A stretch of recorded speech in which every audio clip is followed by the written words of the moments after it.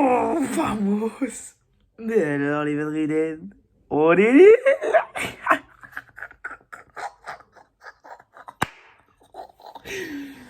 Yo les gars, c'est Gabi, j'espère que vous allez tous très bien. On se retrouve pour une nouvelle vidéo débrief du match entre le Real de Madrid et Arsenal. Victoire 3-0 de Arsenal. Dans un match de dingue où encore une fois, on aura monté à toute l'Europe, les gars. Que Arsenal, c'était pas les comiques. Que Arsenal, c'était du grand sérieux et que c'était un prétendant à la Ligue des Champions, vamos. Mais franchement, aujourd'hui, je suis fier de toute l'équipe. Merci Arsenal, merci Arteta, merci à tous les joueurs, merci à l'équipe de nous avoir procuré ces sensations. Ça faisait longtemps que je ne m'étais pas défoulé autant devant un match de Arsenal. Sans fin, on vit une saison de merde, une saison compliquée, où en PL c'est compliqué, où en FA Cup on s'est fait éliminer. Bref, une saison qui a été catastrophique. Tout va mal, sauf en Ligue des Champions. Et ça fait extrêmement plaisir, on va débriefer tout ça. Mais encore une fois, les gars, n'hésitez pas à vous abonner, like. Si tu supportes Gunners, quand est-ce que tu vas liker si tu ne likes pas maintenant? À commenter, à me dire ce que vous avez pensé du match en commentaire, à partager, pas déjà fait. Sur ce, on peut tout de suite aller, let's go. Et ben on va commencer par dire que c'était pas faux d'avoir prévenu. Hein? Les supporters madrilènes qui étaient dans mon live. Parce que hier, les gars, j'avais live avant le match. J'avais live dans mon match. Et les gars, tous ceux qui sont dans mon live, les gars, pourront être témoins. Vous pourrez tous témoins. Les gars, je sentais bien ce match. Je sentais bien ce match et je le sentais bien. Et je n'avais pas peur du Real, comparément à certains supporters d'Arsenal. Je n'avais pas peur. Parce que ce Real, depuis le début de la saison, ne me fait pas peur. Pourquoi? Parce qu'il ne compte que sur ses individualités. Ça aussi, je l'avais dit en live. Ils n'ont aucun collectif. Et les individualités aujourd'hui n'étaient pas présentes. Les individualités n'étaient pas présentes au rendez-vous. C'est-à-dire que le Real était complètement faible. Et qu'aujourd'hui, Arsenal a torché le Real. Alors certes, on a une première mi-temps qui n'est pas forcément très bonne, où encore une fois, je pense que on a trop respecté cette équipe du Real de Madrid. À un moment, pour moi, de la première à la 45e minute, on devait leur foncer dedans. Sauf que bien évidemment, en attaque du Real, leur point fort, c'est Vinicius, Mbappé, Rodrigo. Je pense qu'on avait peur en début de match de ce quatuor d'attaque.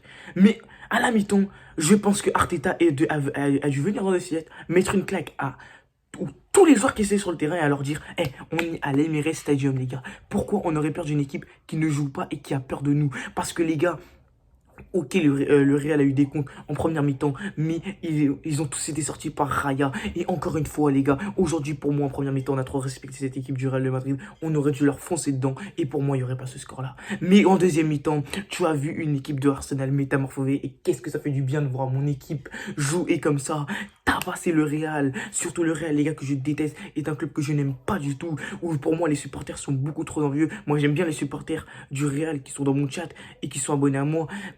J'ai eu des débats avec eux hier. Ils m'ont dit oui, mais il y a un Real en Liga et un Real en LDC. Ah bon? Parce que là, frérot, tu fais un copier-coller du match contre Valence et celui de hier.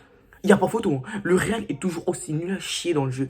Donc pour moi, les gars, encore une fois, j'avais pas peur de ce Real hier en live. Et ça me prenait pour un fou. Ça me disait, mais t'es fou, ton équipe finito. Qu'est-ce que tu me baragouines, tu connais rien au foot. Ah ouais? Bah à la fin il y a 3-0 pour le Real. À la fin il y a 3-0 pour Arsenal. Et c'est pas faute de vous avoir prévenu. Moi les gars, je n'avais pas peur de cette équipe du Real, vu que cette équipe du Real sur cette saison ne compte que sur ses individualités. Et je sais ce que ressentent les supporters du Real en ce moment même. Ils doivent être dégoûtés que leur équipe ait joué comme ça. Et je les comprends. Mais il faut savoir les gars que le Real de Madrid est dans la même situation que le PSG il y a 3 ans. Avec un trio d'attaque. Là, c'est Vinicius, Rodrigo, Mbappé. Avant, c'était Neymar, Messi, Mbappé au PSG. Et on avait subi la même chose. On se disait tous à la fin, oui, mais on a gagné. Oui, mais sauf que dans le jeu, on était à chier. Et là, c'est la même chose pour le Real. Ils gagnent parfois peut-être des matchs, mais c'est par chance. Et la loi du football, ce qui est le beau jeu, n'est pas respecté, vu qu'à chaque fois que le Real fait des victoires, ce ne sont des victoires pas méritées, qui ne se remettent que sur leur individualité, c'est-à-dire Bellingham, Rodrigo, Vinicius, Mbappé. Voilà pourquoi je n'avais pas peur du Real. Mais ça me prenait pour un fou dans le chat. Ça me disait, mais t'es un malade. Jamais de la vie. Le Real va torpiller Arsenal. Et puis, bien évidemment, maintenant, les supporters madrilènes, tout à l'heure, je vais faire un live. Ils vont me dire, oui, mais il y a un match retour. Peut-être qu'on va mettre une remontada. Voilà. Mais moi, les gars, je vous le dis tout de suite, je ne vois clairement pas le Real nous mettre une remontada au Bernabéu. Les joueurs du Real, psychologiquement, sont au sol. À mon avis, ils sont complètement au sol. Ils viennent de se faire humilier devant 2 millions de téléspectateurs, en fait, devant toute la terre. Qu'est-ce que tu veux qu'il fasse au match retour? Mettre 4 buts. Par contre, les gars, je vous le dis tout de suite, hein, si on se prend une remontada au match retour, Pendant 6 mois, vous ne me voyez pas. Ah, je vous le dis bien gentiment. Pendant 6 mois, vous ne me voyez pas sur ce prendre remontada, mais ça m'étonnerait. Mais aujourd'hui, je suis fier de toute l'équipe. On va passer aux notes, mais dans tous les cas, je vais mettre que des bangers à tous les joueurs, car toute l'équipe aujourd'hui a été exceptionnelle. Et franchement, ça a été... Quel match, surtout la deuxième mi-temps. En première mi-temps, franchement, elle n'était pas ouf, mais la deuxième a été exceptionnelle émotionnellement pour moi. Donc on est tout de suite parti, on va commencer par Raya. Et bien Raya, il nous sauve le match parce qu'il y a des arrêts qui sont très importants, qui nous permettent de ne pas couler. Donc franchement, Raya, il a fait un très bon match, surtout l'arrêt sur Mbappé. Certes, c'est un ballon qui n'est pas extraordinairement difficile, mais les mecs, il faut l'arrêter. Les gars, il faut l'arrêter. Donc les gars, je vais lui mettre tout simplement Raya un 8 sur 10. On va passer maintenant à la défense. Il y avait du Saliba, Kivior. Saliba, je trouve qu'il a fait un bon match. Voilà. Je trouve que son match n'a pas été dégueulasse à Gabriel. Mais encore une fois, Kivior à côté de lui, les gars, pour moi, ne m'a pas trop rassuré, franchement. Je sais pas ce qu'a Gabriel d'ailleurs. Je sais pas pourquoi il n'a pas été titulaire. Mais il ne m'a pas trop rassuré, Kivior. Mais Saliba, je trouve qu'il a fait un bon match. Il a tenu la défense. Donc je vais lui mettre un 7 sur 10. On va passer à Kivior, du coup. Je vais lui mettre un 5. Il a été moins rassurant, Kivior. Donc, franchement, ouais, Kivior, c'est pas l'assurance tout risque. Pour moi, il faudrait recruter, surtout sur cet axe-là, l'été prochain. C'est la défense, parce que là, pour moi, Kivior n'a pas été exceptionnel. Mais sinon, parfois, il a tenu la baraque. Mais il y a un moment où il met un tacle, et où un moment, ça part en profondeur pour le Real. Heureusement que Mbappé est hors jeu. Mais ouais, je vais lui mettre un 5 sur 10 à Kivior, on va dire. Non, un 6 sur 10 à Kivior. Il a fait un match moyen, même si après, il n'a pas eu grand-chose à faire pendant la deuxième mi-temps. On va passer à Timber. Timber, aujourd'hui, a terminé Vinicius. Aujourd'hui, Timber a mis des pieds durs à Vinicius. Et Vinicius n'a pas existé. Donc aujourd'hui, je vais lui mettre un 7 sur 10 à Timber. Non, 8 sur 10. Il a fait un très bon match, que ce soit offensivement ou défensivement. Il a fait un très bon match. On va passer à Lewis Kelly. Lewis Kelly, je t'aime. Franchement, voilà, je t'aime, Lewis Kelly. Tu es vraiment l'homme. T'es le gosse que tu pensais être. Voilà. T'es le garou ce que tu penses être.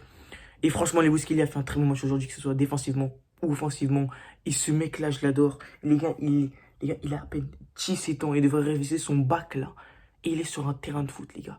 Mais Dieu Mama, qu'est-ce que tu es fort, Lewis Kelly. Ce mec-là est trop fort. La maturité qu'il a, que ça soit en Ligue des Champions, que ça soit en Première Ligue, que ce soit en FA Cup, aucune pression, frère. J'en ai rien à foutre.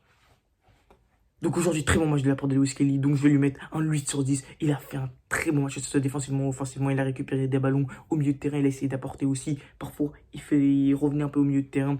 À un moment, il a mis un double petit pont dans la surface de réparation à Rudiger ou un truc comme ça. Mais franchement, très bon match de sa part. Je vais lui mettre un 8 sur 10. On va passer à Declan Rice.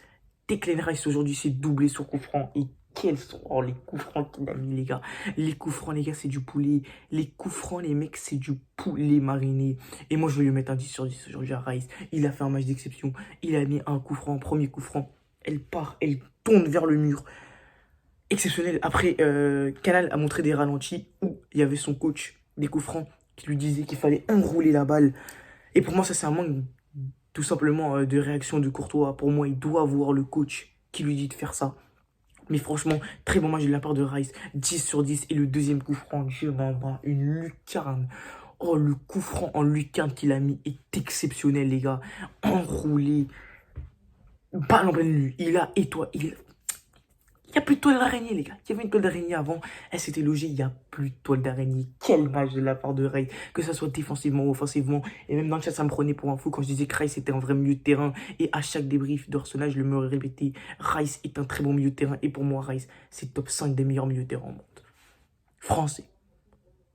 Il a été exceptionnel. Et surtout le deuxième coup franc. Deuxième coup franc en pleine lucarne. Mais frérot, tu quittes ta meuf. Elle est grave belle. Tu dis, putain, je l'ai quitté. Tu vas sur YouTube, tu prends une highlight, une highlight, frérot. Tu te mets le coup franc de Rice, le deuxième coup franc de Rice, non les deux même. Frérot, tu l'as oublié.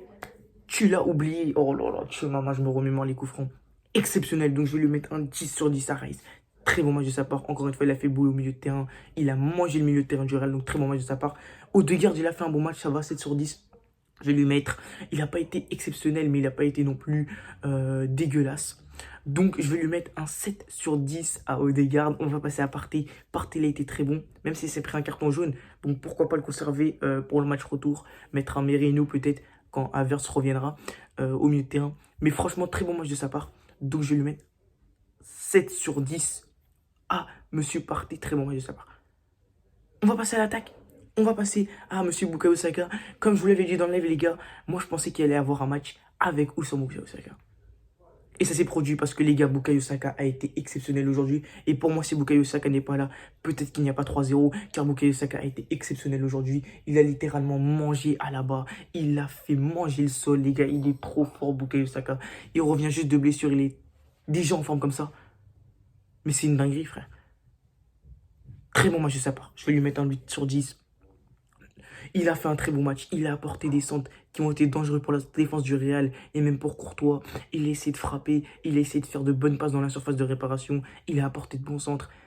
Il a apporté tout dans Saka. Donc très bon match de sa part. Je vais lui mettre un 8 sur 10 à Saka. Très bon match de sa part, les gars. Franchement, je suis trop heureux. Je suis fier de toute l'équipe. On va passer à Merino. Merino qui a été... En fait, à la base, son poste, c'est milieu de terrain, Merino, les gars. Il a mis un but contre le Real. Un but, très bon match de sa part, de la part de Merino. Voilà, il a marqué un but. C'est tout ce qu'on lui demandait à Merino. Donc, je vais lui mettre un 7 sur 10. Et Martinelli, il n'a pas trop été en vue, je trouve. Il a essayé d'apporter du danger. Il a essayé d'apporter tout simplement de la percussion. Même s'il y a des moments où il s'est pris les pieds durs. Et même s'il y a des moments où il n'a pas trop réussi à passer. Mais sinon, il y a des moments où il essaie d'apporter des centres, tout ça.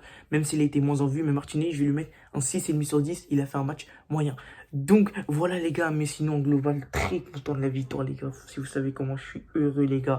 Franchement, ça fait extrêmement plaisir. Tout le monde qui a dit, tout le monde disait qu'on allait se faire froisser. Tout le monde disait qu'on allait se faire fouetter les fesses. Et ben à la fin, les gars, regardez.